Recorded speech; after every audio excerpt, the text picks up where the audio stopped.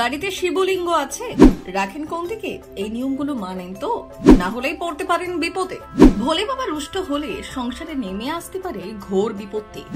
নিয়ম মেনে বাড়িতে শিবলিঙ্গ স্থাপন করুন। পড়ে গিয়েছে শ্রাবণ মাস, আর শ্রাবণ মাস মানেই দেবাদিদেব মহাদেবকে অর্ঘ্য নিবেদন করে তুষ্ট করার উপযুক্ত সময়। আপনার বাড়িতেও কি আছে শিবলিঙ্গ?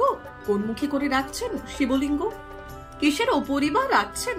কোনো ভুল করছেন না তো? আসুন জেনে নিই বিশেষ কিছু নিয়ম আর পান মহাদেবের আশীর্বাদ।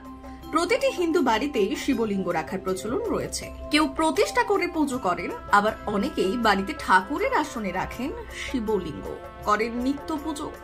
তবে জানেন কি, বাড়িতে শিবলিঙ্গ রাখলে মানতে হয় কিছু বিশেষ নিয়ম।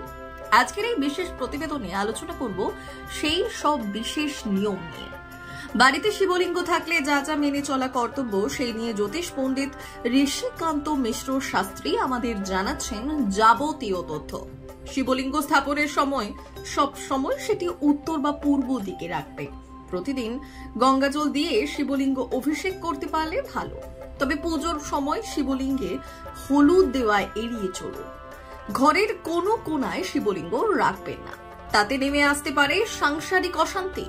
বারবার শিবলিঙ্গে স্থান পরিবর্তন করবেন না। একান্তই যদি করতে হয় তাহলে গঙ্গা জল এবং দুধ দিয়ে অভিষেক করে তারপর তার স্থান পরিবর্তন করুন। ভোলে বাবার মাথায় সরাসরি প্যাকেট থেকে দুধ ঢালা থেকে বিরত থাকুন। আগে কোনো পাত্রে প্যাকেট থেকে দুধ ঢেলে তারপর সেই পাত্র থেকে ভোলে বাবার মাথায় দুধ অর্পণ করুন। পাত্রটি তামার পাত্র হলে উত্তম। ভোলে বাবার মাথায় অর্পণ করা দুধ ঠান্ডা এবং গরুর দুধ যদি হয় তাহলে তা আরো উত্তম ফলদায়ী।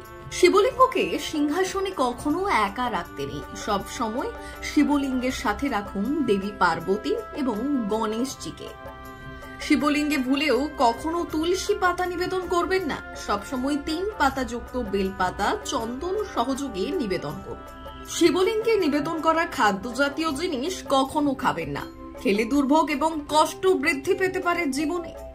রাশি চক্র, ধর্ম এবং শাস্ত্রের ভিত্তিতে জ্যোতিষী এবং আচার্যদের সঙ্গে কথা বলে এই তথ্য সমূহ তুলে ধরা হলো। ব্যুরো রিপোর্ট, ভুবনরাম সংবাদ।